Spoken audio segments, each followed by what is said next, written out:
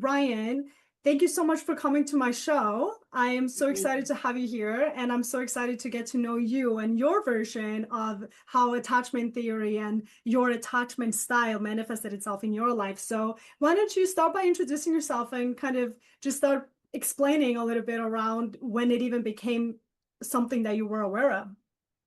Well, we could go in a variety of directions. So, one, thanks for having me on. Thank you for creating a podcast. I know it's a lot of hard work. So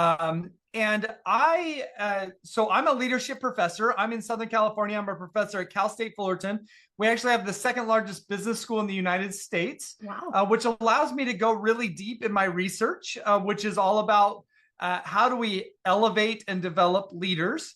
And then I have my own consulting practice, and I've written several books that kind of feed into that programming. So I have this really great synergy at the moment where I get to do deep research. I get to then write about it, and then I take it to the businesses and the leaders that I work with. And I'm going to paint an umbrella for you, if it's okay, in terms of the Absolutely. space that I play in, and then where attachment theory fits into that space. Gotcha. So one of the things that I've learned is that in leadership and leadership development, most of the focus is on what leaders need to do. Mm-hmm. You need to do X, Y, and Z. And not that there's anything wrong with that, but I think that it's shallow. It's a little bit surface level. And in my mind, leadership isn't about what we do, it's about who we are. Right. And at the end of the day, if we want to become better leaders, if we want to become a more positive influence, and I could say this to being, because I think a leader, you don't need to be in a leadership position. You could be a parent, you could be a spouse, right? If you are a positive influence, you are a leader. So how do we elevate that influence? And what I've learned in my research is that to become a better version of ourselves, we've got to upgrade our body's internal operating system. Okay. And at a very foundational level, we've got to heal our mind, our bodies, and our hearts. The worst leaders are people who lead from motivations that come from pain, hurt, and fear. But the best leaders are healed leaders who lead from love and from hope. And so I play in this space of how do we help leaders to get there? And what I've learned in this process is that our childhood, how we are wired to survive our childhood, is not the same wiring that we need to survive as an adult. And attachment theory is a really great lens to consider. What is my wiring? How was it constructed? And how can I upgrade my wiring or my programming so that I could show up as the person and the positive influence that I want to be? Yeah, that's incredible. Did you ever have like this pivotal moment in your own career where you realized that I am now leading from a place where it is fear or it is trauma or something else rather than love that is leading your leadership style? What did that look like for you? Oh man, well, how many do we want to go through, right? Because it's been a journey, and that's what Right. I've learned is it takes these different steps. But let me tell you about I'm going to call it my first awakening. Okay. Okay, and I feel like I've gotten deeper, like peel back the layers of the onion. But it started where I was a professor at Cal State Fullerton for 2 years. I took a leave of absence to do some consulting work with a company called Gallup, and so I temporarily stepped out of academia. And in my mind, this was a career shift, although I had just taken a leave of absence. And so I get into Gallup. I'm there for 10 months. And I just kind of felt like I was pigeonholed into a position that was smaller than what I wanted to play. And over the 10 months, I was kind of like increasingly complaining to my boss, my manager. And one day I get on the phone with her, something must have happened. And I was complaining. And she said, Ryan, I'm going to stop you. And so I shut up. And she said, this clearly isn't working out. I'm going to have to let you go. And I got fired. And I never thought I would get fired. And so this kind of avalanche of shame like washes over me. And I'm in this position where I'm kind of trying to make sense of this. And what boggled my mind at the moment was I knew that I had the knowledge and skills to be successful. Mm-hmm. I mean, I had I had a PhD. I'd published multiple academic journals. I demonstrated that I could be successful at research at a very high level. And I just got fired from doing those things in a company. Right. And so I'm kind of left trying to figure this out. Like, how is it that I know I have the knowledge and skills to be successful, but I'm not? And so that was the question that was kind of lingering for me. And so what I decided to do is I decided to go back to Cal State Fullerton, and I started up my research and back up again. And I started to dive specifically. So my focus was on how do we tap into the being side of leadership. Mm-hmm. And I started to do a deep dive on mindsets. Mm-hmm. And so I opened up the floodgate to study any research published on mindsets. And what I found is that across education, psychology, management, and marketing, there was 4 different mindsets that have been studied across the last 40 years. And so I started to learn about these mindsets, and you've probably heard, and most people have probably heard of fixed and growth mindsets. Yes. Right. So that comes out of educational psychology, and I'm starting to learn about that. And fixed and growth mindsets, right, represent a continuum. Right. Where a fixed mindset is where we are wired more for self-protection. A growth mindset is when we're wired more for value creation.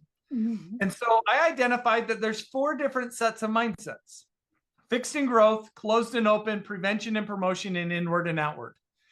And as I'm learning about these more and more, and I'm diving into them, more and more I start to realize that my mindsets are on the self-protective side.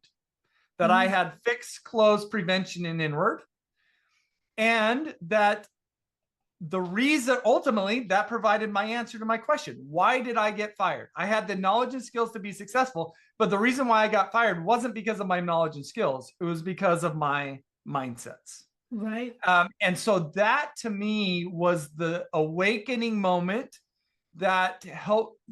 I had to do this deep introspection coming off of getting fired. I awoke into a deeper understanding of myself.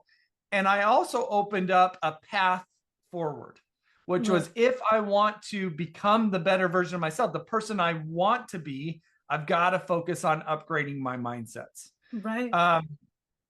I'll stop there. I could add another layer, but let me see if you have any thoughts or questions. Oh yeah, I have many. I do love that you came to this realization that you had to go on to this introspective journey. So as you were doing that, I'm curious, what did you find?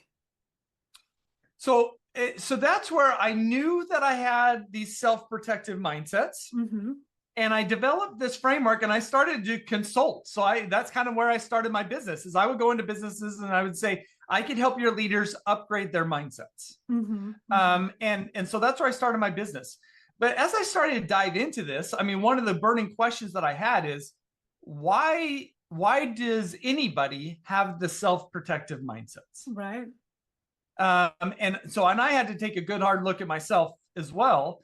And one of the answers that came out from my research, also that's both academic as well as applied research, one of the things that I found was that people who have self-protective mindsets, those mindsets are largely a byproduct of their upbringing. Right. Yeah. It's either their upbringing or their current culture, but both of those involve a similarity. If we've got self-protective mindsets, that is a sign or a signal that our body has been harmed in our past. Right. Either in our upbringing or by our current culture.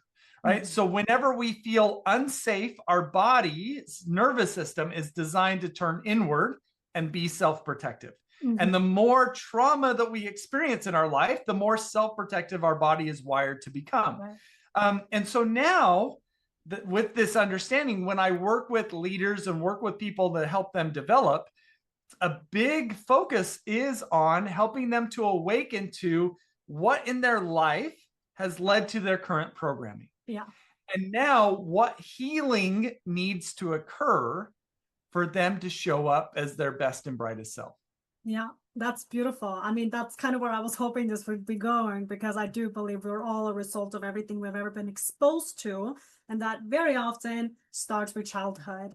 I don't know if you're comfortable with this, but I do believe that one thing is talking about theory and all of how in which we can apply it. Another thing is kind of using our own set of experiences as examples to kind of open up for this wait for others to relate to it, because sometimes we'll hear theory and it's like it's logical, but then we can hear someone else's experience and we're like, oh, that happened to me too. So if you're comfortable with it, I would love to hear some of your own experiences growing up and something that shaped you that wasn't necessarily helpful to you as an adult until you realized how you can actually navigate it for good. Yes. Before I jump into that, I'm going to put a label that might be helpful to our listeners. Okay. Because what we are talking about, and really what you're asking about, is a particular type of development and growth. Mm-hmm. So what I've learned is that there's really two different types of development that we can engage in to improve ourselves. One type of development is what is called horizontal development. Mm. That's improving our knowledge and our skills. And that's what most of our development effort focuses on. Right. So you think about our education systems, our athletic programs, our organizational development efforts are almost solely focused on horizontal development. Okay. Interesting. But what you're talking about here, right, and what we're talking about is the growth of our being, the upgrading of who we are. And that type of development is actually what's called, and it's a fairly new term, but it's called vertical development. So vertical development, horizontal development is like adding tools into our tool belt. Vertical development is improving the person wearing the tool belt. Wow, I like that. Yeah. Okay, I like that. So there's this whole body of, and it largely comes from the field of developmental psychology, but there's this whole body of blossoming kind of research that is focusing on vertical development. So essentially, the way I interpreted your question is, tell me about some of your vertical development moments. Okay. Yeah, please. And so one of the things we've learned about vertical development is it typically starts with a heat experience, like when I got fired. That's what started the process. Then we have to dive into it. The second step is having colliding perspectives. I needed to collide my worldviews with different worldviews. And then when we do that, we end up in a place of elevated sense making. Right. So that was the first step, was learning about mindsets and then doing work on myself to improve my mindsets based upon what I learned from mindset research. So this is when I actually started doing meditation, for example. So what I've learned is that meditation is a vertical development tool. It's one of many. And the power of meditation is it helps us better regulate our body's nervous system, right, so that we become less reactive and develop the capacity to be more intentional and responsive. Right. And so that was like a practice that I started to engage in. And I felt like, and a variety of other mindset development practices. And I felt like that really got me to a good place. But then I had another heat experience, which allowed me to go a layer down. And this heat experience was, at the time, I would just say, I wouldn't say my marriage was in a terrible place, but I would say it wasn't in a good place. And so we decided, me and my wife, to do some couples therapy. And we went to one therapist and it made it worse. We went to another therapist and it made it worse. And then at that time, I read a book, which sounds like you probably heard of, but it's called The Body Keeps the Score by Bessel van der Kolk. Yeah, I've heard about that. Which is all about the role that trauma has on our body. And as I read this book, I'm like, if I'm being honest with you, I would say when I started reading the book, I didn't think I had trauma in my past. And I start reading the book and he starts to talk about things like dissociation, where you feel disconnected from your body and from your emotions. And I'm like, this is starting to sound like me. So maybe there's some trauma in my past. And so From that book, I actually started working with a trauma therapist. And come to find out that I had some trauma in my past, which I was never abused. But what I've learned is that I was emotionally neglected. Yeah. Oh. And that showed up for me as dissociation in terms of how I operate. And so then I worked with the trauma therapist for over 2 years to help me heal my mind, my body, and my heart. Yeah. And so maybe just to put a cap on this, and I'm happy to dive into more details. But what I've learned about vertical development is there's kind of 3 different layers. There's surface level, deeper level, and deepest level. So surface level are things like meditation, yoga, journaling, gratitude journaling, even cold plunging, because these are things that help us better regulate our body's nervous system. Right. And they're pretty broad, right? It's just that it's improving our body's nervous system. The deeper level is mindset work. This is when we awaken to our programming, such as if I receive constructive criticism, does my body get defensive? Right. Right? That's probably part of our programming. If it is, we just got to recognize it is part of our programming, and it may not be the best programming to have. So how do we upgrade our programming? And so the mindsets provides the lens that I focus on for what I call the deeper level vertical development work. And then the deepest level work is when we generally need some sort of professional support. So that usually comes in the form of some form of therapy, trauma therapy, neurofeedback therapy, even psychedelic assisted therapy is becoming a place where there's a lot of research going on. And so hopefully, in kind of telling at least a little bit of my story, I kind of paint how we could step into vertical development at those different levels. But like I said, happy to dive into more detail. This is incredible, Ryan. Everything you're talking about is things that I am familiar with, but you're explaining it in a way that makes it so much more visual to me. And let me explain how I visualize this when you started talking about the vertical part of this, because what I'm kind of seeing, and I've talked about this with my friends as well, is that there is a season of your life when you realize that you have something to work on. You can even grasp the what needs to be done, but then there's this huge gap between knowledge and applied knowledge. And a part of that is kind of what I like to visualize as a seed placed in the ground. And with the vertical growth, if I can put it like that, you have the seed that eventually grows into something, but it has to grow roots in order to grow. Yes. And a lot of the roots that are growing, I can imagine a tree, I can imagine a plant or a flower.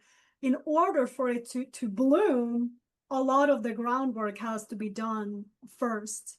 And yes, I kind of view it that way, or I think about that when you were talking about like meditation and gaining the knowledge and actually getting the help in order to apply it. Because one of my biggest challenges was in my life was when I realized, for instance, when it comes back to attachment theory and being in love and not really understanding the difference between being attached to someone and actually being in love with someone. So I had all of this knowledge. I knew about attachment theory. I knew that it was a pattern that needed to be broken, yet I couldn't break the pattern. It was so hard to get from that place to have the knowledge and apply knowledge. Do you have a similar story like that in your life? Well, yes. And one of the things that I love about what you said is this metaphor of the roots and the growth, right? Yeah. So what I've learned is that the deeper we go inward, the higher we can go in terms of our vertical altitude. Yeah. So our vertical development journey is never done, right? We will always be able to elevate ourselves. But to do so, we've actually got to strip back the layers. Right.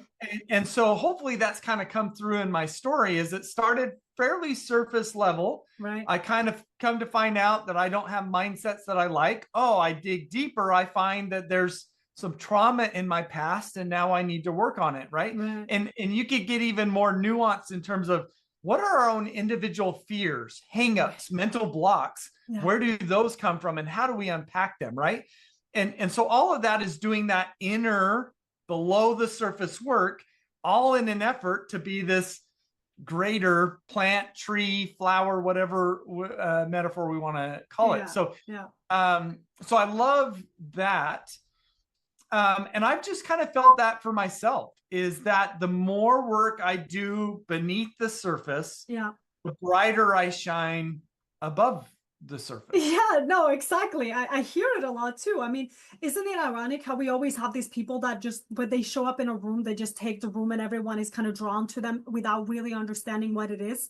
I think those are the type of people who have done this groundwork and at this point have stable roots. And when they're standing tall, and people are drawn to that. And I think, well, and I want to make just, I like where you're headed. I just want to make a caveat, like, okay, the type of, like, it's almost like these people who have done this work, you can almost like see it and sense it if you're somebody who has done it, right? And you almost like kind of gravitate, like, you know what I know, right? We kind of get that. But I do, just the caveat I want to make is, these people who have done this work, who have vertically developed, they're not the shiny person in the room, right? They're not the one, they don't have to have charisma or the glitter to receive that attraction. They receive that attraction not because of how they appear or even how they move, but it's because of who they are. Right. And don't get me wrong, you could be great in who you are, and you could also be really flashy at the same time. But usually, you know, there's a charisma kind of flashy side of things that is very surface level. And I think just what we're talking about is deeper than that. Yeah, because what I have found as well is that what I like about, I'm just going to kind of work with this metaphor that we're using about the roots right now, because I think it's a beautiful one. It is the fact that it is happening below the surface, and it is the fact that it's happening in the dark, and that is a scary place to be. I think a reason why a lot of people are avoiding this space is because of the discomfort that it comes with. It comes with looking yourself in a mirror and acknowledging that you're not who you say you are, or comes with looking yourself in a mirror, acknowledging things that you've done that you're not proud of, the shame that it comes with, and the shame that we festered and let grow into something we didn't mean for it to. Do you have any words of wisdom to encourage people to go into this dark place and see the beauty that it might actually bring if we dare to stay there long enough for roots to grow? Yeah, no, I think it's great. And I mean, I've got some mental visualizations I'll bring out here in a second. But here's what I've learned about my journey is I would never say that it's easy or it has been easy. But what I would say, it has been easier than I thought it would be. Interesting. And I almost kind of say, like, think about, you've got like this big warehouse, and it's like, that's us, this big warehouse. And in the warehouse, unfortunately, it's dark. There's no light. And the idea of going into this big dark warehouse feels really scary. All right. And it feels maybe insurmountable. There's a lot there, and there could be there is some really ugly stuff. We've got some really ugly stuff, every one of us. But here's what I've learned is, doing this work is about going into the warehouse, and you have a flashlight. And what I've learned is that the safest stuff is near the entrance, and the heaviest stuff is near the back. Yeah. And so as you go into this warehouse with the flashlight, what you find is, one, nothing is in this warehouse that will ever hurt us. So we've got to keep telling ourselves that. Nothing is in there that will ever hurt us physically. And so it is safe for us to be in the warehouse. Yeah. We also don't need to see everything at once, right? That's why we look with a flashlight. And I don't, if you've been in a dark room, even in your house, like, I turn on if my house is dark, I'll just turn the flashlight on my phone so I can see in front of me. I don't need to know where everything is, but what I just need to know is, can I explore the space in which the light touches? Yeah. And what I've learned is that, again, it's not like I haven't uncovered ugly things, but when I've uncovered them, it's, oh, it wasn't as bad as I anticipated. Right. And I just kind of feel like I'm in the journey of moving my way back in the warehouse. Mm-hmm. And what I've actually found is, as I've done this work, is I now want to get to the back of the warehouse. Right. Yes. Whereas before, like, because I've just kind of learned, like, it's not as scary. I haven't uncovered anything that hasn't been helpful. Right. Everything that I've covered has been incredibly helpful. I'm better off because of it. I've grown. And why not dig deeper? Right. Like, I just don't think that the benefits are going to stop. But it's, and here's the other thing that for us to remind ourselves, we do it at our own pace. Yeah. We don't have to do it quickly. We just do it at whatever pace feels right for us. And I think naturally, kind of, if our desires are to do this work, I've just kind of found that our body naturally tells us what's the right pace. Yeah. And at times where I'm like, I want to speed up, then I'm okay. Who can I get to help me? Mm-hmm. Do I need to get a therapist? Do I need to get a coach? Do I need to, find other resources or dive into a certain book or dive into certain research? So I guess that's been my experience. I don't know if that visual of kind of this warehouse is helpful for listeners, but maybe that's the best way for me to describe it. I can totally see it myself when you're explaining it. I can walk with you along on this journey, and it is fathomable to me what you're saying. So I do believe it is a useful tool. And it's also, I really like the flashlight analogy, in the sense that, like, you don't have to delve into everything at once, because, I mean, although it's not scary and it's not going to hurt us, what it might do is overwhelm us from time to time. And therefore it is okay to just look at one thing at a time. But I guess it's like a little bit technical at this point. So maybe we could use some examples of our lives that would probably be a little bit helpful. I mean, you did mention that you and your wife went into couples therapy. What were some of the things that actually did help you guys grow into a better relationship where you didn't necessarily need therapy anymore?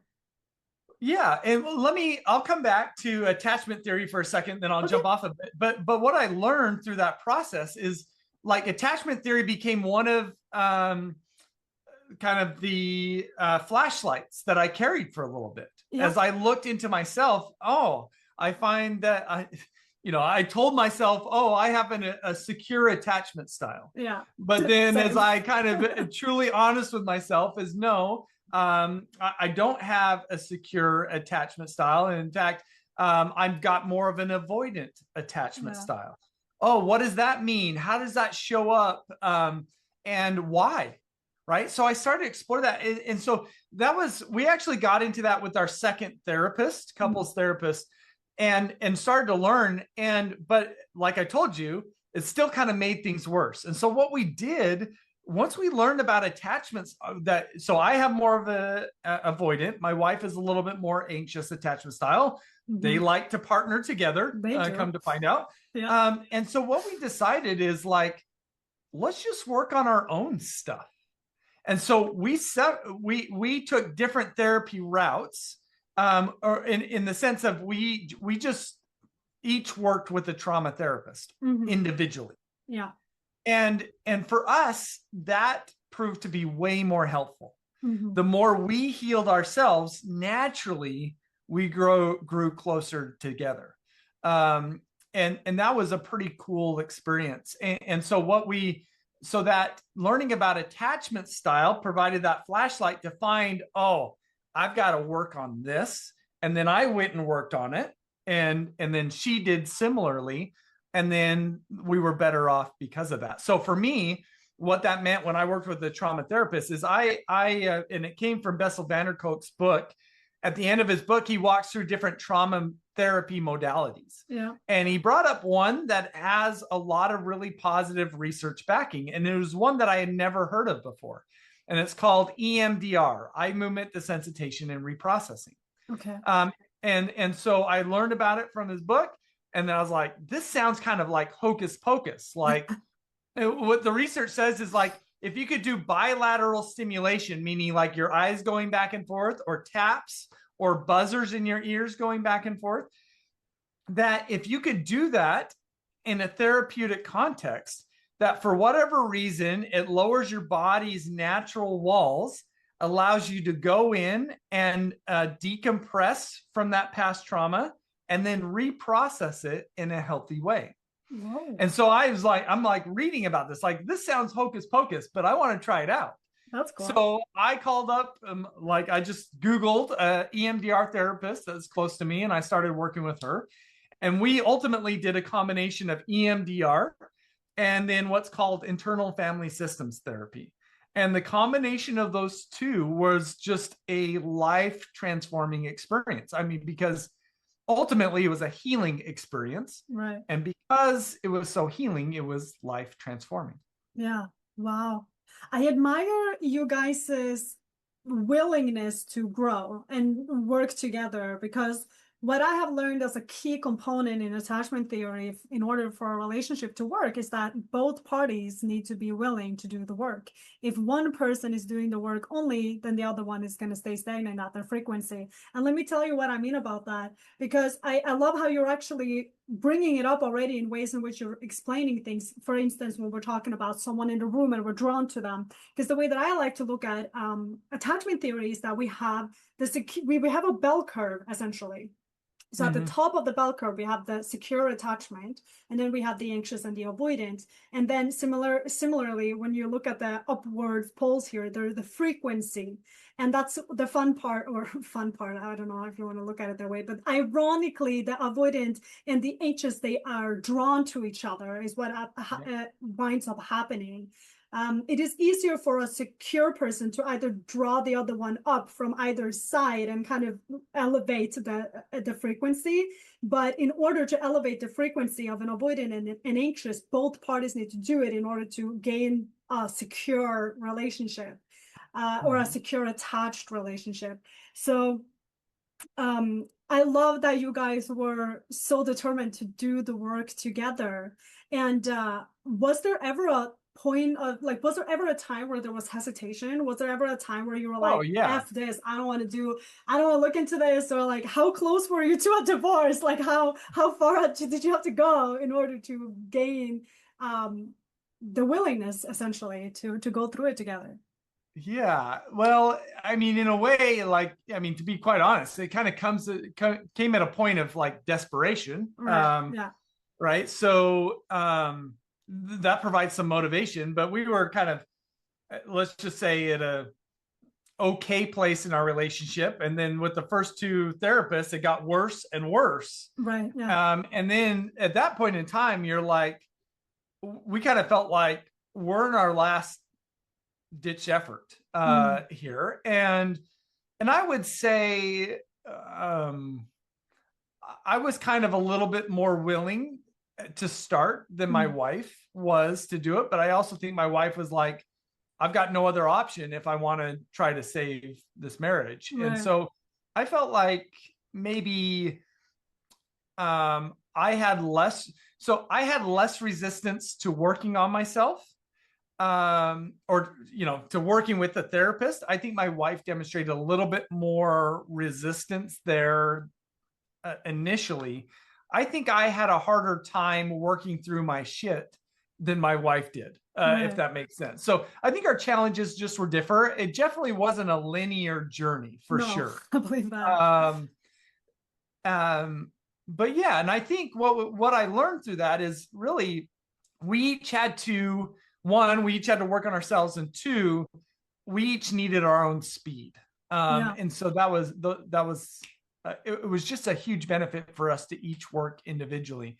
And I would even say my trauma therapy really helped me. I would say it kind of helped my wife. What was really interesting, where my wife really started to blossom, is because we have a daughter who got diagnosed with ADHD. My wife is kind of going through the process, like filling out the forms, like evaluations to see if my daughter has ADHD. And my wife's like, I might have ADHD.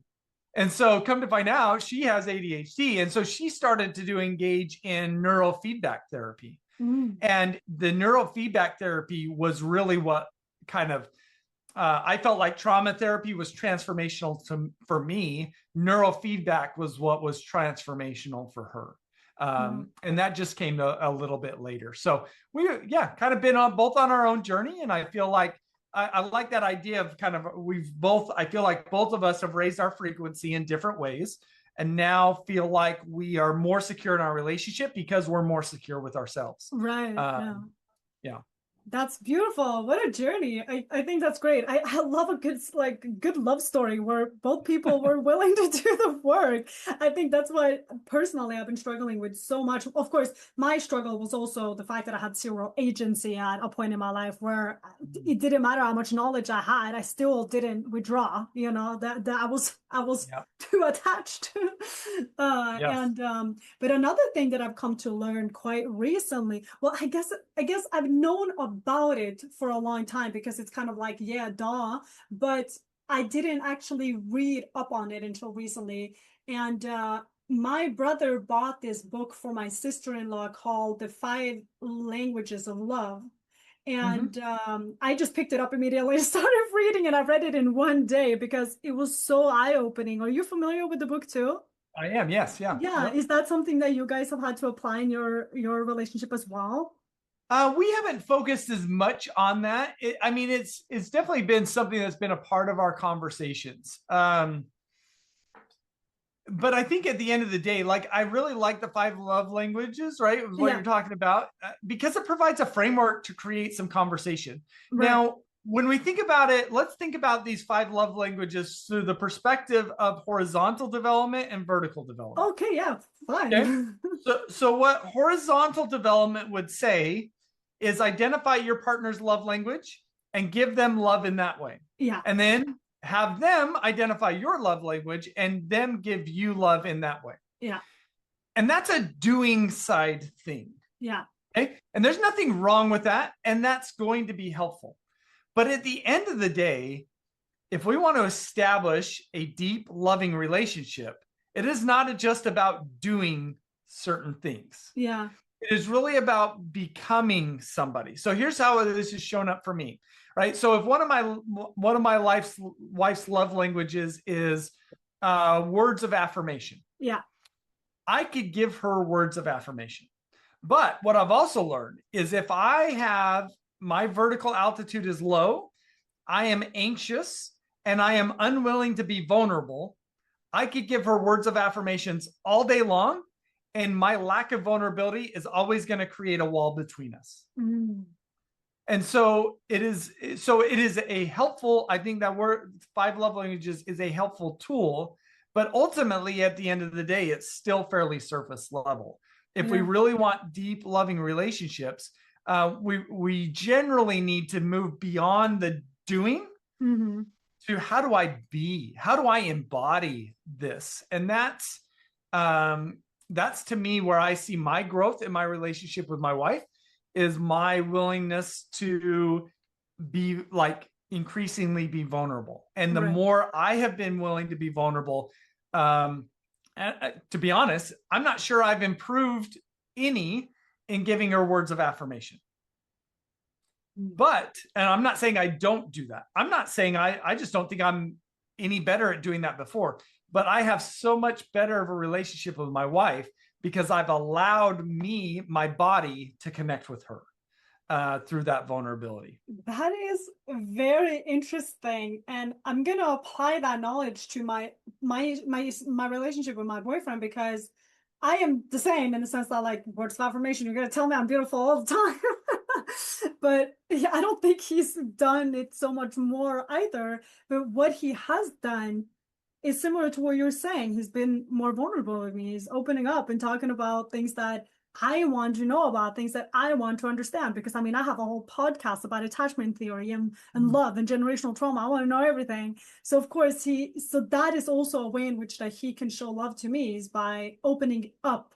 And that also doesn't really make me miss the words of affirmation so much. So it was really interesting that you put it that way. Another Yeah. thing that I've thought about when it comes to love languages too is that it's only really a problem and necessary in a relationship where it's not intuitive. And what I mean by that is that love languages it's very easy for me to give a lot of compliments, to talk about feelings, to talk about everything that's vulnerable. It's very easy for me to show up and be helpful and to give hugs and kisses and cuddles and all of that because I'm very expressive. None of that is hard for me to give, and it's very intuitive to give it, but that isn't necessarily how my partner receive and experience love, and at the end of the day feel love.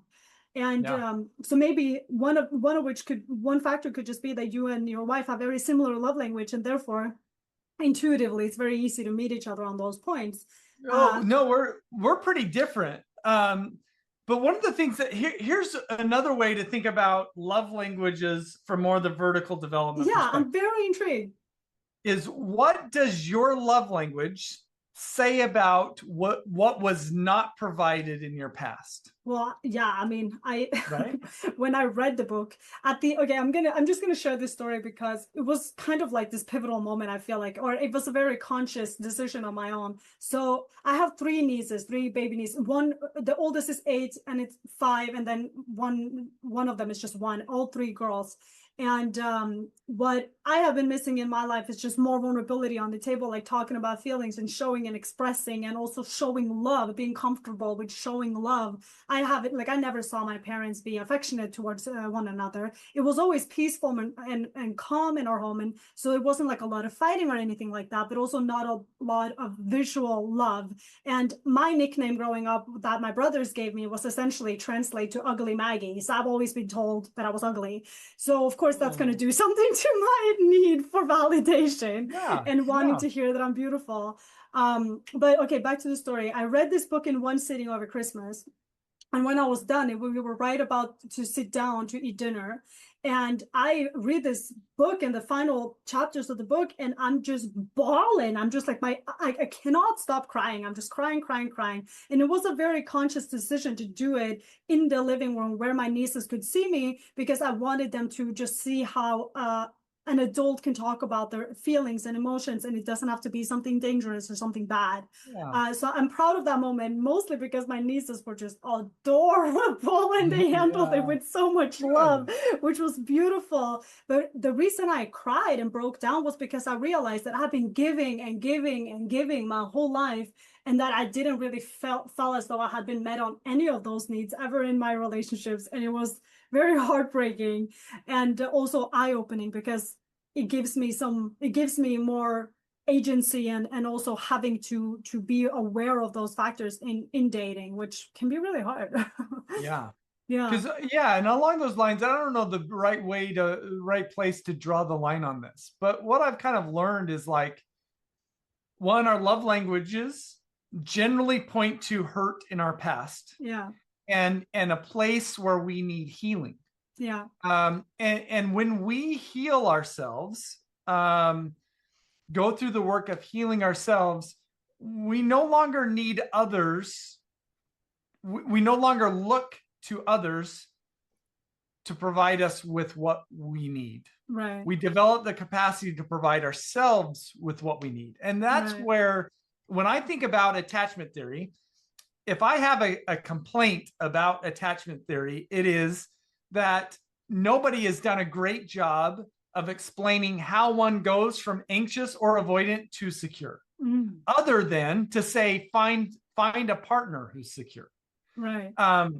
But I don't believe that. I believe that we can change our attachment style. Yeah. And the only way to change our attachment style is by doing work on ourselves. Yeah.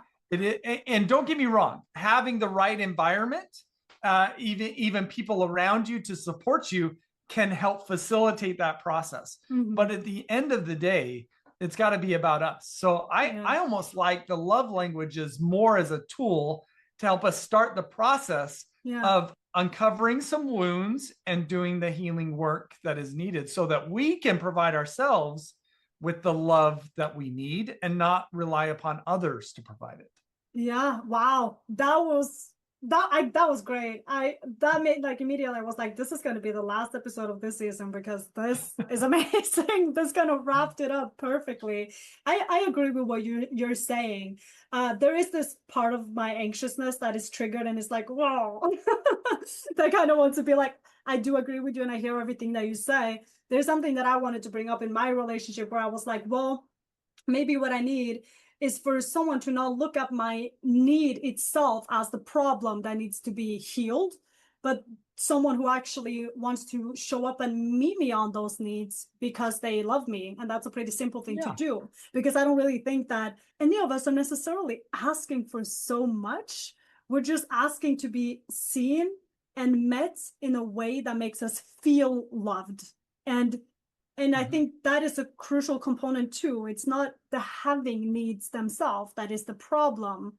Of course, they will be a problem when it's like, hey, this happened to me, therefore I am. So you have to treat me like XYZ. That takes away accountability. And that needs to be present as well. Accountability, self Great point. awareness, and willingness to grow has to be a part of it. But having the needs themselves is not the problem. The problem is the inability to want to meet your partner there. And that's where it is important for whoever is in the relationship to have agency to work their way in or out of that relationship, essentially. Yeah. Great Yeah. point. Great point. Yeah. I think as you're saying that, the more needy our body feels, Yeah. the less our capacity to sit with others. Yeah. Right. And so there's nothing wrong, to your point, there's nothing wrong with having needs. And we all need needs, we all have needs, but the more needy we are feeling, the Yeah. less capacity for us to give to others. And Yeah. so ultimately a really great relationship is when people don't, their body doesn't feel needy, and so they are in a greater position to give. And Right. when both people are giving, um, then there's a lot of health there. Right. Um, yeah, I don't know. Anyways, No, but I like all what good you're thoughts. saying. I do like what you're saying. I mean, as we're talking, I'm this is I feel like I'm learning a lot. Although I've been working about this for a very long time, it's something about the way that you're framing things that allow me to view it differently and it's helpful. I also do agree with what you mentioned earlier that what a lot of attachment theory is missing is a solution on how to grow together because like kind of like I said, you do need two people to be willing to do the work, but also when you do work on yourself, you also grow your frequencies, kind of how I look at it. Because if you start down here with a lot of anxiety or a lot of avoidance, you're essentially starting at a lower frequency. But the more you allow yourself to learn and grow and explore, go into the warehouse, use the flashlight, understand why am I the way that I am, understanding that that's not a dangerous place to be, you will grow your frequency. And either you will grow that frequency with your current partner, and if you're single, you are more likely to attract someone who is on a similar frequency of you. And the Mhm. higher upon the curve you are, the more secure the person you meet is going to be. And if you're not fully there yet, you might as well, at least the way that I'm looking at it from where I'm at in my current relationship is that I doubt how the ability to talk about things that I was terrified of bringing to the table before because of how I was met.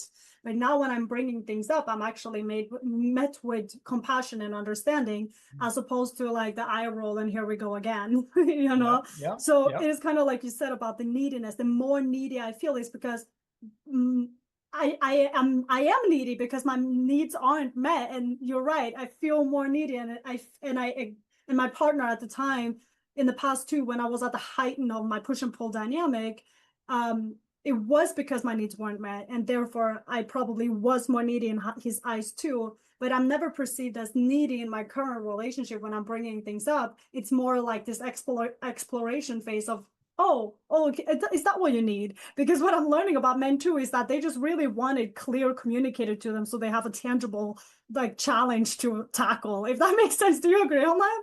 Yeah, well, so what I think as I look back on my kind of my journey with my wife and where we were at when we were in kind of that darker place, I was I would say I was feeling needy and that she wasn't meeting my needs. Yeah. I think she would say she was feeling needy and and I wasn't meeting her needs. Right. And yes, our needs differed. And that's what made it what made it so challenging is I felt like if I was to meet her needs, I would be neglecting my needs. Yeah. And that's what was so difficult about it. And she felt vice versa. And so that's where you get to this place of you're feeling stuck. And what I just realized looking back on it is neither of us had developed a very strong capacity to catch each other. Mm. And what we have, the reason why our marriage and our relationship has progressed is because it's taken time, but as we worked on ourselves individually, we increased our capacity to catch each other. And as we have caught each other over time, trust and connection has been built.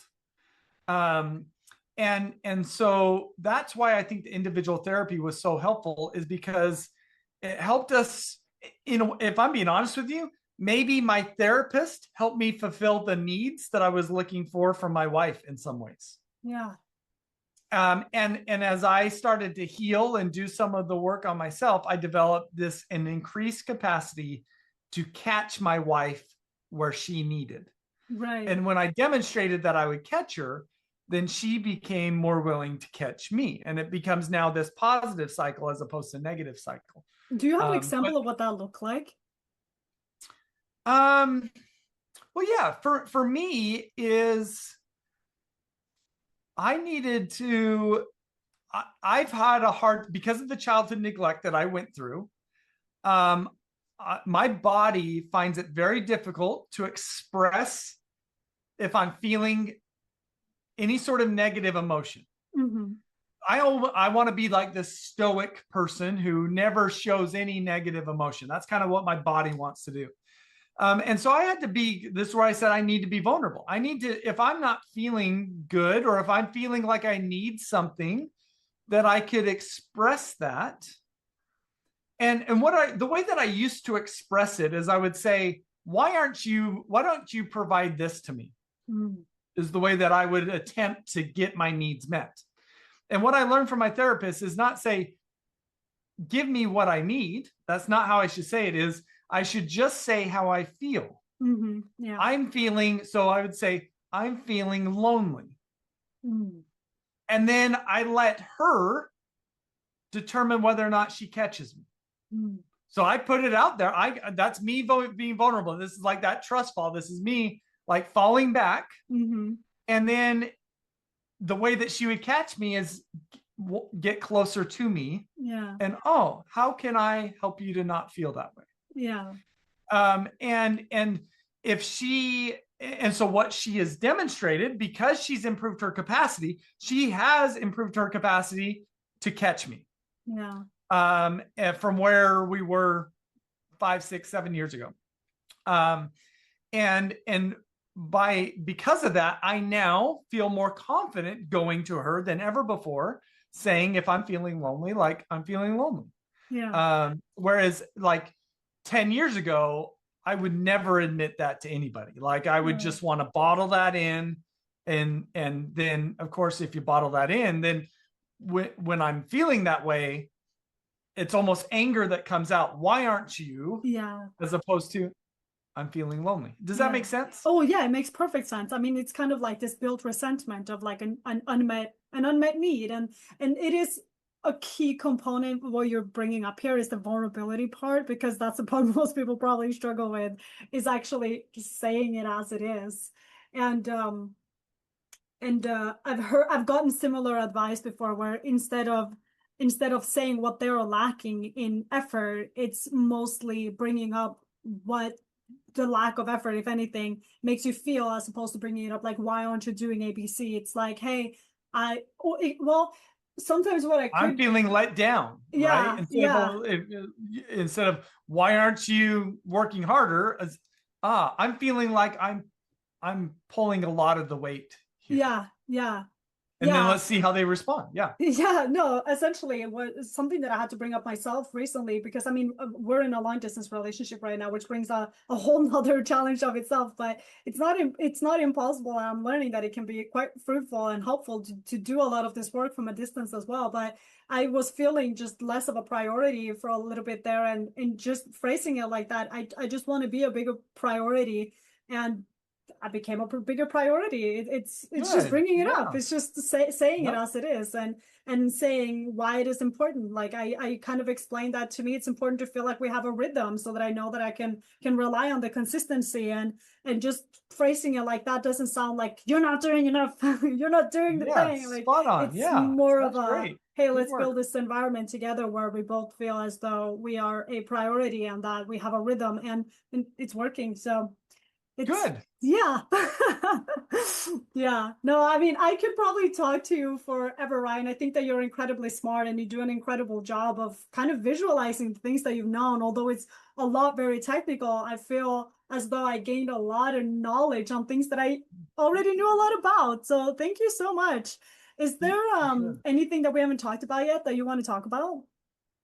No, I mean, we've covered a lot of really great ground, but I think if there's like a message that comes through, and this is kind of why I do what I do, Yeah. is I've just learned that in order to become the people we desire to be, Yeah. it ultimately and at a foundational level is about healing our minds, our bodies, and our hearts. Yeah. And when we're doing that work, that's this vertical development work. And so Yeah. I appreciate the opportunity to be on your podcast and just spread this message, because I just learned that not very many people know about vertical development. And because of that, not many people engage in it. Yeah. And so if we could help people know what it is and at least kind of give them a sense of direction on a place to head. And I think we've done that here. So I appreciate Yeah. you creating the space for us to introduce these ideas and concepts to others. Absolutely. And I hope that you'll continue to use the analogy of like planting the seeds, growing I the like it. roots, Yeah. and growing the tree, plant, or Yep. flower, whatever it might be. Because I thought that was very helpful in understanding how to tackle it essentially. Thank Great. you so much for being here, Ryan. I'm so grateful for this conversation. Yes, me too. And yeah, happy to support anybody. I mean, and maybe if anybody wants to learn more, I've written a few books on the topic. You can find those on my website at ryangottfredson.com, and would love to connect with anybody there, or social media places as well. Absolutely. I'll make sure to attach all of that information in the description below so people can find you.